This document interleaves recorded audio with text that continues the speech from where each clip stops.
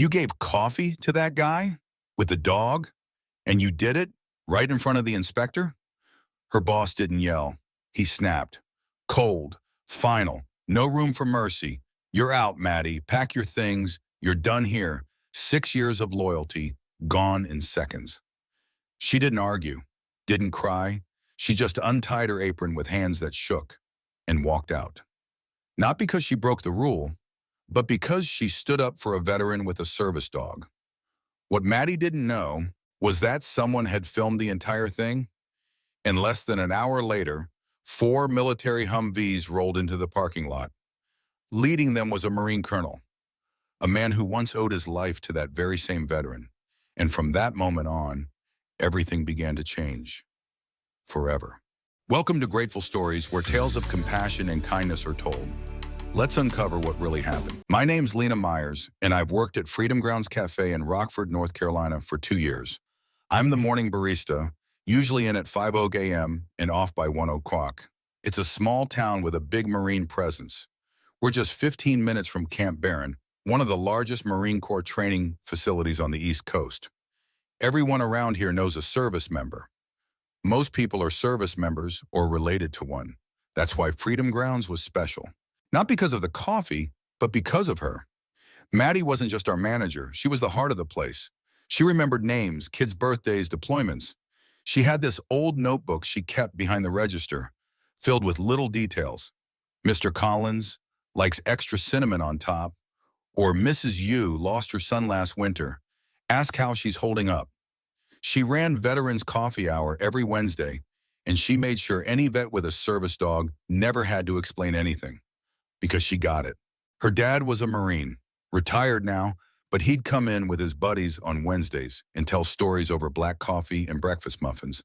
Maddie always said, "This place kept him alive. I just want to pay that forward." And then came that morning. It was just after 9:00, a chilly Wednesday, the kind of morning where steam rose off hot coffee cups like ghosts. James Walker came in with his German Shepherd. Duke, tall guy, quiet, always sat near the window. Didn't talk much. But Duke never left his side. Wore his red vest. Service dog. Do not pet stitched in bold white letters. Maddie was behind the bar. I was on espresso. She smiled at James and waved. That's when he walked in. Kyle Benson, the new district health inspector. I'd only seen him once before, but that was enough. He had the look of someone who likes shutting people down.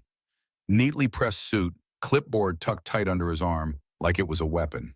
He glanced around, eyes scanning like radar, and then they landed on Duke. He froze. "This is a violation," he said, loud enough for the whole cafe to hear. James's hand trembled on his coffee cup. Maddie walked over, calm and composed. "Sir, he's a registered service dog, ADA. Law protects his right to be here." Benson's face went red. "I don't care what kind of dog it is. You're serving food. It's unsanitary. It's federal law," Maddie replied, still calm. "You can't just ignore that." "I can do whatever I want," he snapped. "This cafe will be cited and shut down unless that animal is removed." Now, James stood, startled. Duke pressed tighter to his leg, sensing the shift. The whole room went still. You could hear the whir of the milk frother and nothing else. Then Maddie said something I'll never forget. "I won't throw out a veteran and his service dog to make you comfortable, sir." That was it. In front of everyone. Customers, staff, even old Mr. Delaney, who's nearly deaf, the regional manager, Susan Hanley, who just happened to be there for a routine visit, stormed up and snapped. "You're fired, Maddie. Clear out your locker, now." Gasps, silence. Maddie didn't argue, didn't cry. She just took off her apron, walked past me and whispered, "Make sure James gets his coffee, okay?" She left out the side door. Her dad hadn't even arrived for Veterans Coffee Hour yet. I just stood there. And honestly, I didn't know what to do. But the Marines did. 35 minutes later, I was wiping down the bar when I heard it. A low, steady rumble. At first, I thought it was thunder, but then the sound grew deeper. Boots hitting pavement, tires rolling slow. The windows started to vibrate. I looked outside. My jaw hit the floor. 4 military Humvees pulled into the lot, and behind them, dozens of men and women in uniform, not just anyone. Colonel Adam Rutledge, base commander of Camp Barron. He stepped out first, his face unreadable. His eyes swept the cafe, then locked on me through the window. I could barely breathe. The doors opened, and just like that, everything changed. The bell above the door jingled, but no one inside the cafe moved. We all just stood there, frozen, as the Marines walked in, boots striking the tile like a silent countdown. There were maybe 20 of them, each one in full-dress blues. Medals, ribbons, creases sharp enough to cut glass. And in the middle of them, Colonel Rutledge. He wasn't especially tall, not loud, but the room shifted when he entered, like gravity pulled harder around him. You could feel it in your bones. I'd seen him before in town events, parades, fundraisers, but never like this, never with that look in his eye. He walked straight up to the register. "Is James Walker here?" His voice was low, steady, like the calm before a thunderstorm. James stood slowly from the corner booth, Duke rising with him. His hands trembled slightly, but he nodded. "Yes, sir." Colonel Rutledge turned to him, and what happened next I'll never forget. He raised his hand in a slow, deliberate salute. James froze. Then, just barely, he returned it. Every Marine in the cafe followed suit. The entire room saluted one man. Customers stood in silence. Even Mr. Benson, the inspector, went pale. His clipboard dipped slightly in his hands. Colonel Rutledge held the salute, then dropped his hand and turned toward him. "You must be Mr. Benson," he said coolly. "I've reviewed your report from this morning." Benson stuttered. I didn't know he was." "You don't need to know who someone is to treat them with basic respect." The colonel's voice wasn't raised. It didn't need to be. Benson swallowed hard. Then Colonel Rutledge turned his gaze to Susan Hanley, the regional manager who had fired Maddie not even an hour earlier. "I'm told your company has a policy of zero tolerance for staff who defy health codes," he said. "But I wonder, do you have a policy for when your staff upholds federal law and defends a decorated veteran?" Susan shifted her weight. "Colonel, I wasn't aware." "You were there," he cut her off. "You watched it happen, and you fired her anyway." That's when Maddie's dad walked in. He didn't even take off his coat. He stopped cold at the sight of all the uniforms, then spotted Colonel Rutledge and froze. "Colonel," he said, stunned. Rutledge smiled and walked over. "Good to see you again, Sergeant Crane." They shook hands like old war buddies. Maddie's dad looked around, confused. What's going on here?" "We're here for your daughter." That line hit everyone like a shockwave. Meanwhile, I stepped into the back where Maddie had been packing up her things. She was sitting on the bench staring at her name tag. "You still here?" she asked, not turning around. "There's someone who wants to talk to you," I said. She sighed. If it's Susan, she can save her apology. It's not Susan. Then I opened the door, and the colonel stepped in.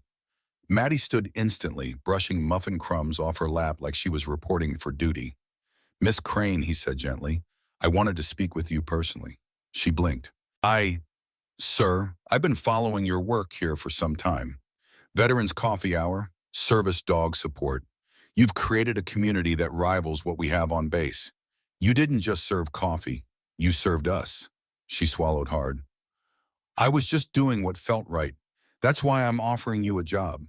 She stared at him, stunned. "I'm starting a new veteran outreach program at Camp Barron.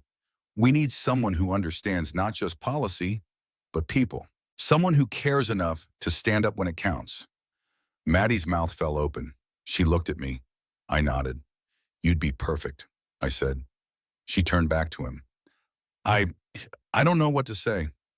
"Say yes," he smiled. Out front, word was spreading. People had started gathering outside the cafe, watching the military vehicles and snapping photos. A couple of local reporters showed up. Someone went live on Facebook. The story was out, but the Marines weren't done yet.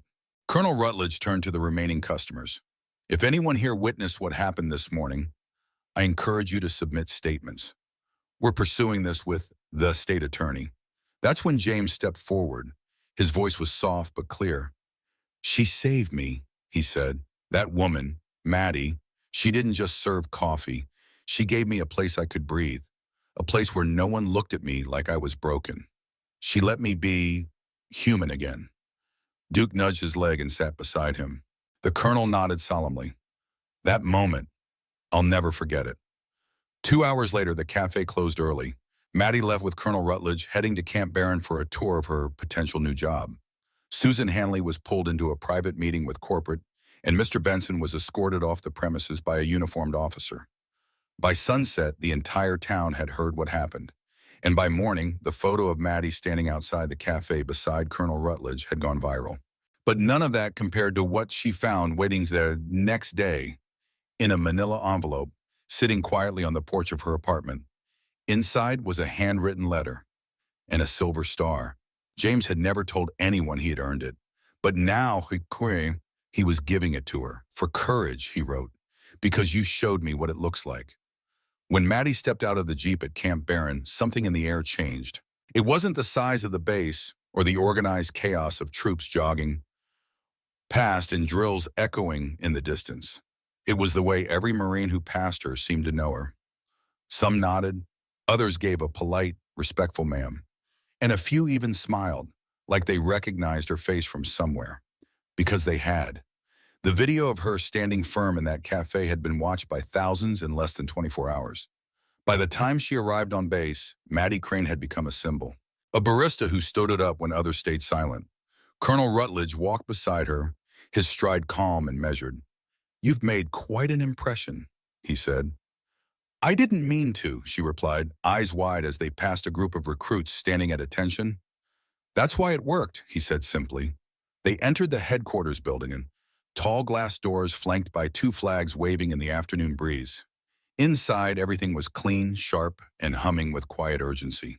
Maddie followed the colonel into a conference room overlooking the parade field. A file sat waiting on the table. "Have a seat." She obeyed, still not quite believing any of this was real. "I want to be transparent with you," he said, sitting opposite her.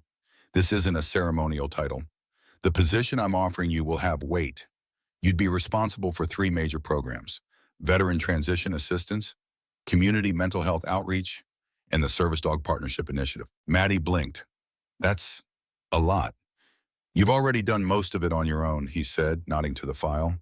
"We've kept an eye on Freedom Grounds, especially Veterans Coffee Hour.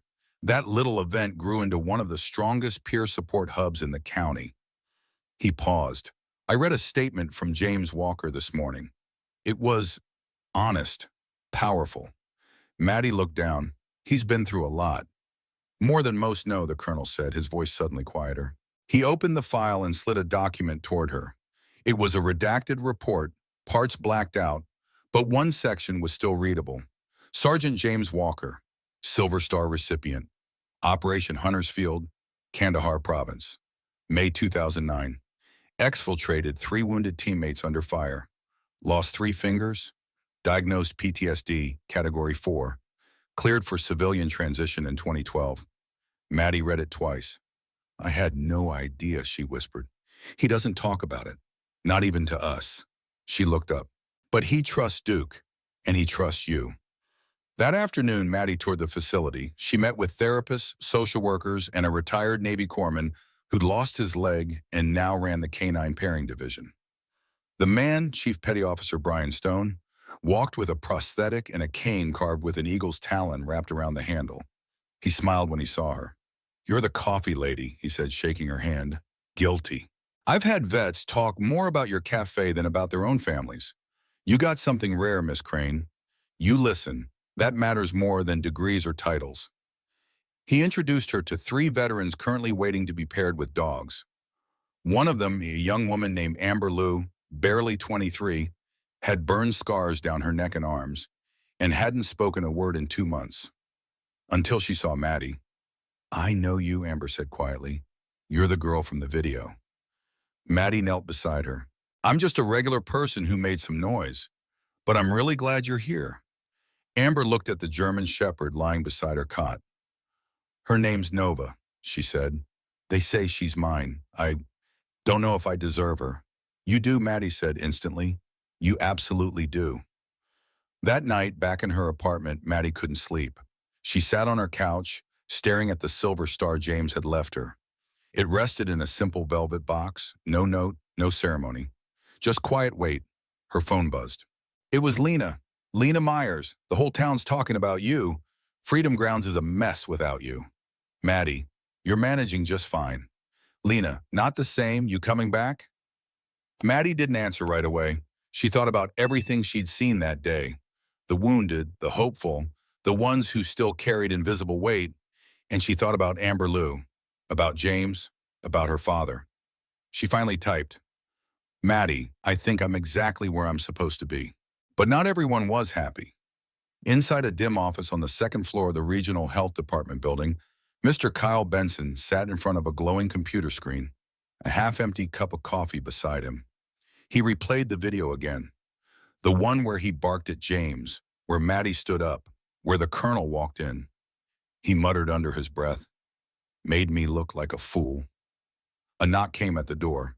He quickly closed the browser. Come in. A man in a tailored gray suit stepped inside. He wasn't from the local office. He wore a gold pin on his lapel, a bald eagle gripping arrows. I'm with Internal Affairs, the man said.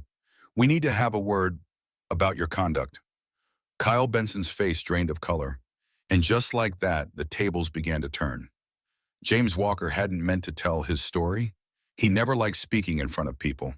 Not before the war, definitely not after. But when Wednesday rolled around again, and the vets started gathering at Camp Barron's new outreach center, something in him shifted.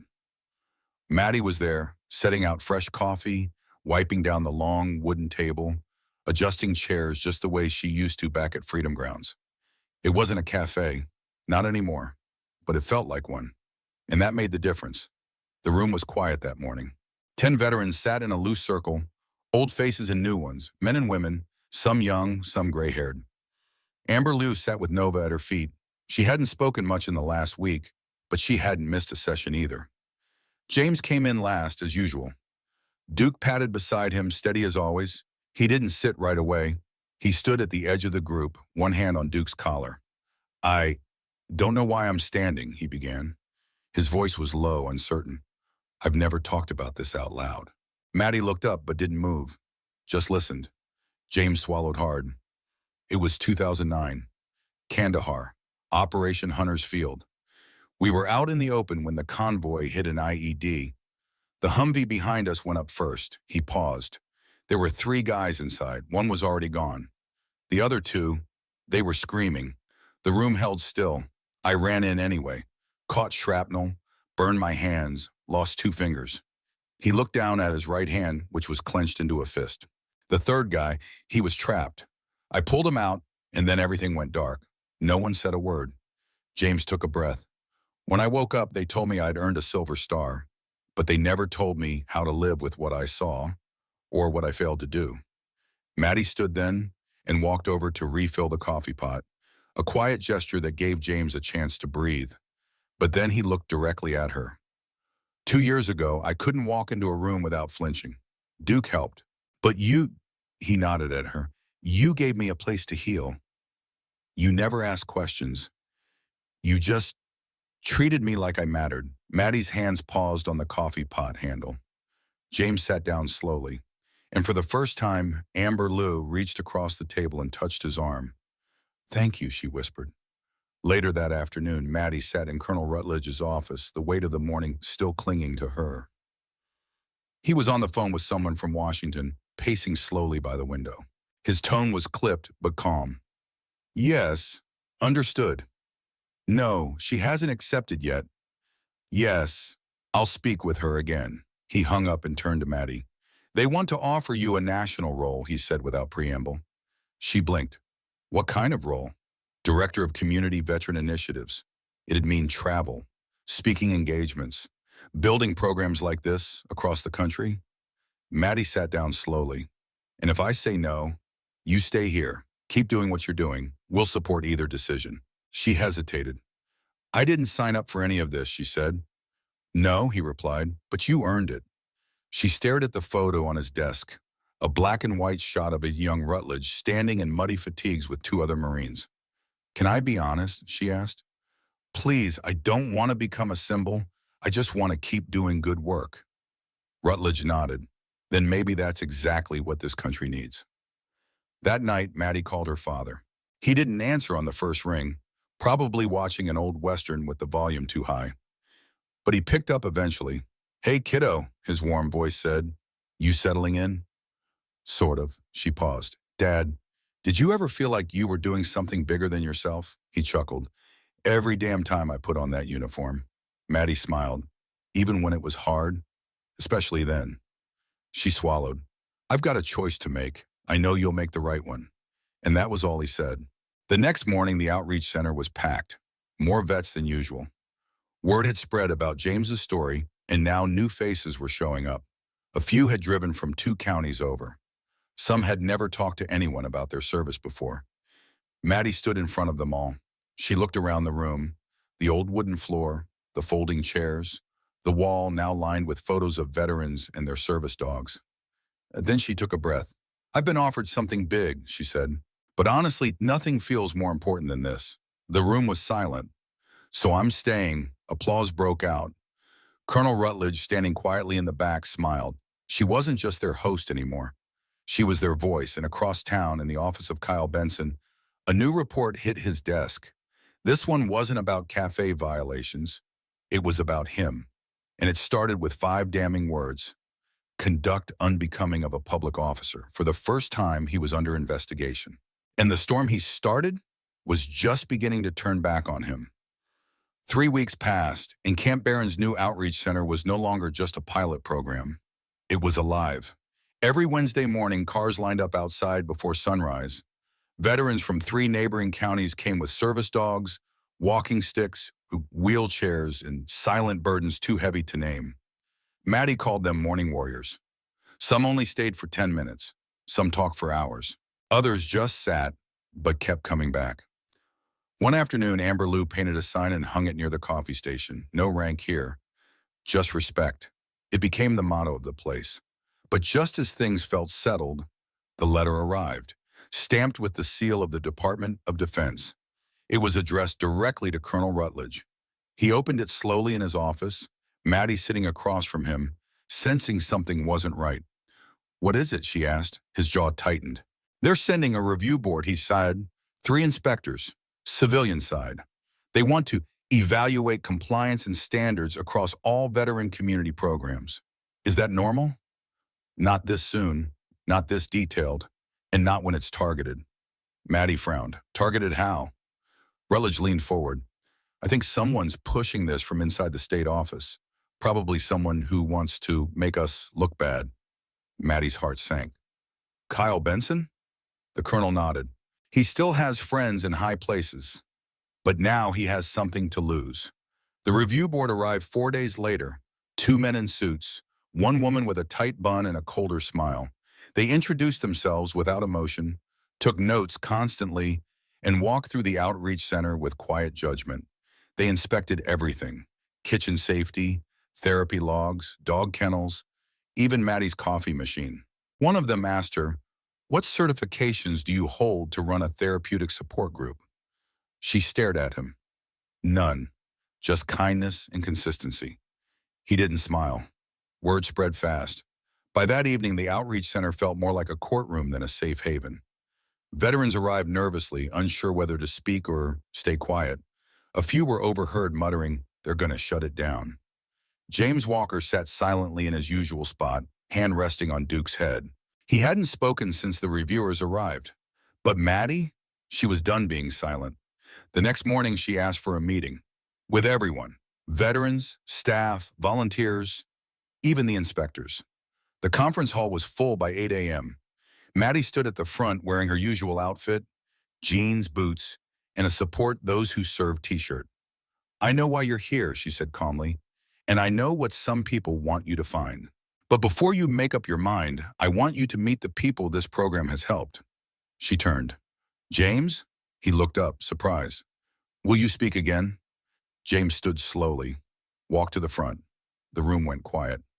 I thought I didn't deserve help, he said, but Maddie showed me I didn't need to earn it. I just needed to accept it. He gestured to Amber. She smiled for the first time here. Amber gave a small nod, eyes misty. Then one by one, others rose. An older vet with a cane. A young amputee with trembling hands. A Marine sergeant who admitted he hadn't spoken to his kids in 6 years, until last week. They all stood, not shouting, not pleading, just standing. It was louder than any speech. That night, the lead inspector requested a private word with Maddie. She met him in Colonel Rutledge's office, where the colonel waited with arms crossed. The inspector cleared his throat. We've reviewed every file, interviewed every participant. What we saw today was not a program, it was a community. Maddie stayed silent. Ms. Crane, he continued, we'll be recommending this center as a national model. We've never seen anything like it. The relief hit her like a wave. Colonel Rutledge smiled for the first time that day, but the inspector wasn't done. One more thing, he said, handing her a folder. You're being nominated for a civilian commendation for service to national veteran welfare. Maddie opened the folder and stopped breathing. It was signed by the Secretary of Defense. The next morning, Maddie arrived early before anyone else. She stood in the quiet of the center, staring at the wall of photographs that gave them on. She reached up and pinned a new one in the center. James, Duke, Amber, and herself. Right below it, a brass plaque with just 5 words. This place saved my life. Then someone stepped through the front door. She turned. It was Kyle Benson. But he wasn't in a suit.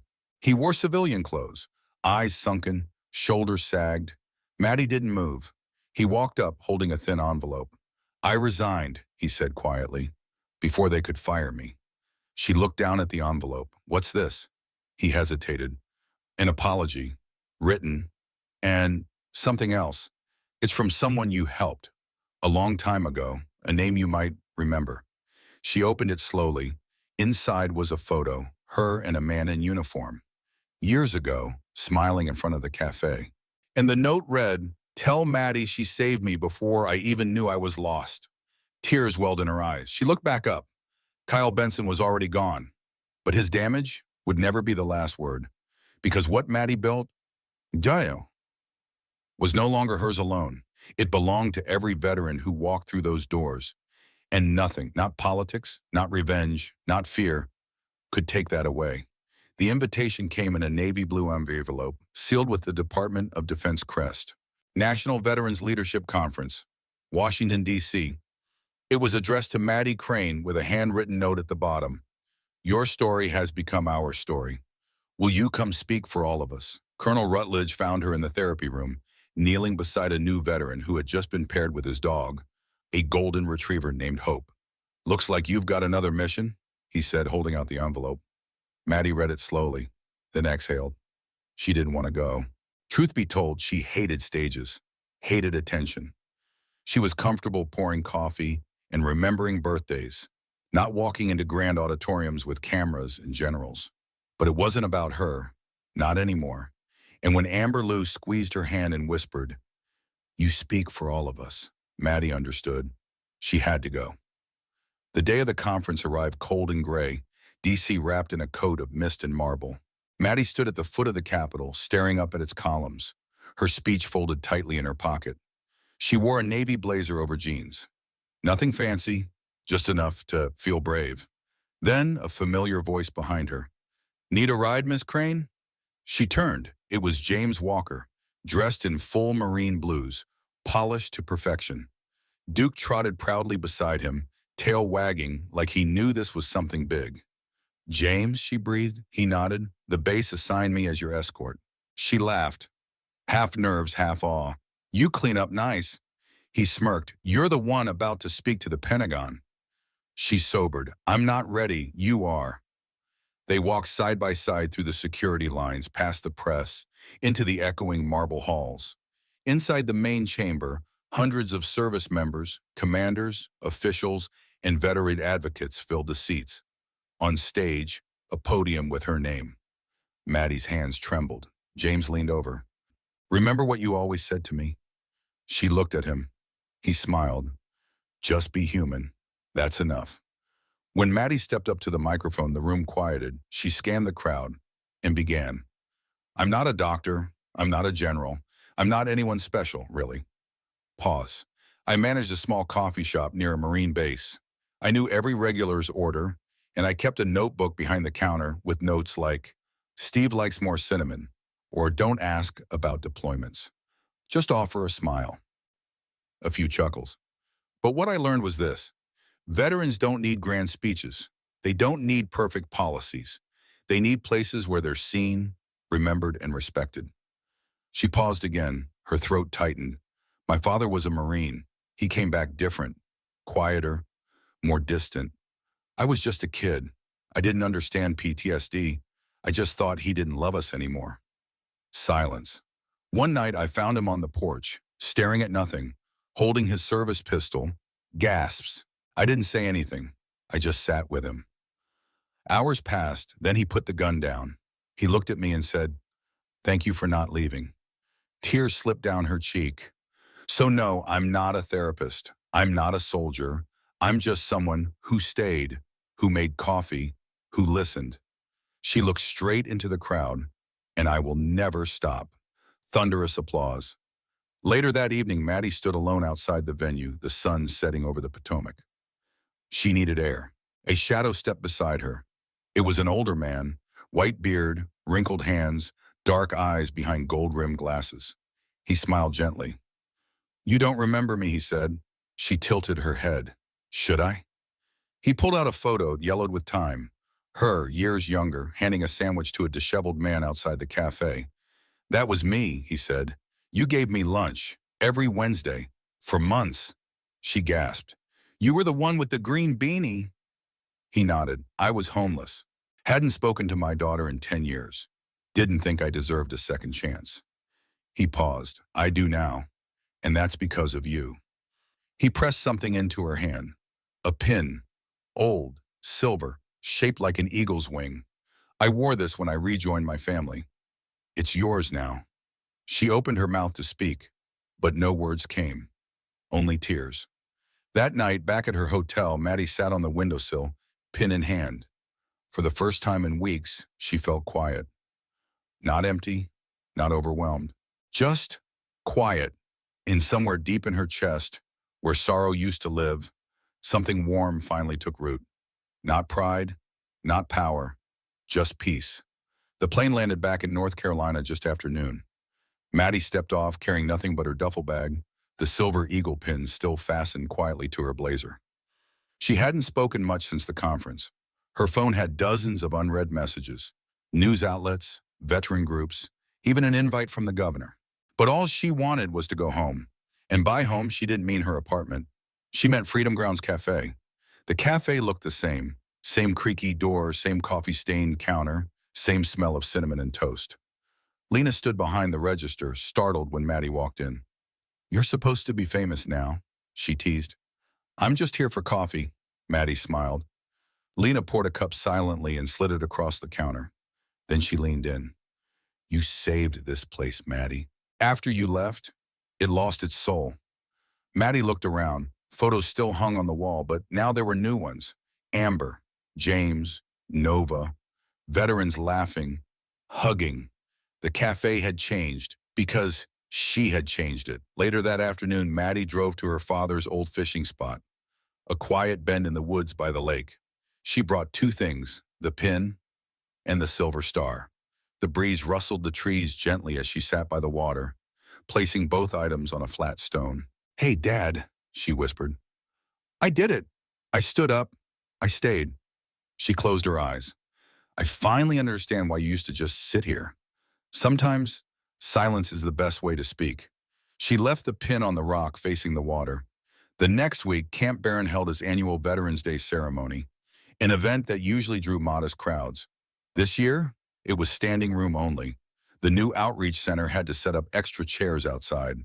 Soldiers volunteered to shuttle elderly veterans in golf carts. A choir of military kids sang the anthem. At the center of the event stood a new statue, not a soldier, not a general, but a woman holding a coffee cup, kneeling beside a service dog. No name, just 5 engraved words: kindness, courage, community, coffee, home. Maddie stood at the back, stunned. She hadn't approved it. She hadn't even known. Colonel Rutledge stepped beside her. "We figured it was time to immortalize the real hero," he said. She choked back tears. "I didn't do anything special." He looked at her. Exactly. As the event wrapped up, veterans and families placed flags around the base of the statue. Amber Lou gave a short speech, her first public one. James and Duke posed for a photo with school children. And then, without prompting, dozens of people began lining up, not to salute, not to cry, but to hug Maddie, one by one, silently, thanking her the way words never could. That night, as the sun set behind Camp Barron, Maddie returned to the outreach center alone. The rooms were quiet, the air warm. Outside, a few veterans lingered, chatting near the fire pit. She stood before the wall of photos, now overflowing. Then she reached into her bag and pulled out one final item. A new picture, her and her father, back when she was a kid. Him in uniform, her in pigtails, both holding a tiny American flag. She pinned it dead center, and beneath it she placed a handwritten note. He served the country. I served the ones who came home. Then she turned off the lights and walked out into the evening. Not alone, but surrounded by a legacy of quiet strength, of simple acts, of stories that would never be forgotten. And as the door closed behind her, the wind carried a whisper through the trees. Thank you, Maddie. In our darkest moments, kindness still finds a way, often in the quietest places. Not everyone who helps wants recognition. Some just need to know that today, someone isn't going hungry. And sometimes, that alone is enough to change a life. You may forget the story, but if no one retells it, history stays silent forever. Subscribe to Grateful Stories, where justice is honored, kindness is remembered, and no act of quiet heroism is ever lost.